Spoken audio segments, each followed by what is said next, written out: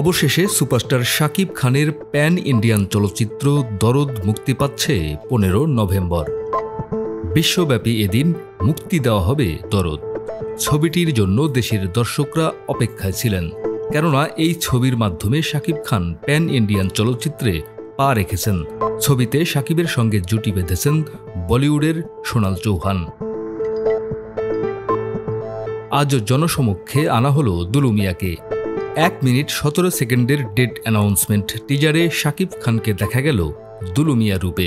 মিলল এক দুর্ধর্ষ শাকিব খানকে, পাশাপাশি সোনালের সঙ্গে দারুণ রোমান্স। ব্যাকগ্রাউন্ডে শোনা গেল হিন্দি গান। এই ছবিতে কলকাতার অভিনেত্রী পায়েল সরকারকে দেখা গেছে একটি বিশেষ চরিত্রে। ভক্তরা শাকিব খানের নতুন এই চলচ্চিত্র নিয়ে ইতিবাচক আশা প্রকাশ করছেন। এদিকে গঠিত হয়েছে চলচ্চিত্র সার্টিফিকেশন বোর্ড। রবিবার সন্ধ্যায় অনন্য মামুন পরিচালিত এ ছবি প্রদর্শনের পর মুক্তির অনুমতি দেওয়া হয়। সার্টিফিকেশন বোর্ডের সদস্যরা ছবিটির প্রশংসা করেছেন। বিষয়টি নিশ্চিত করেছেন ছবিটির পরিচালক অনন্য মামুন। দরদ প্যান ইন্ডিয়ান হিসেবে বাংলাদেশ, ইন্ডিয়া সহ বিশ্বব্যাপী মুক্তি দিতে চান এই নির্মাতা।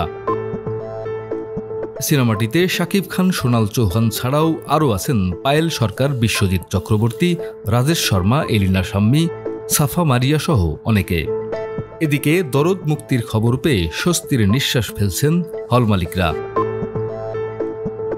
ডেস্ক রিপোর্ট, আমাদের সময়।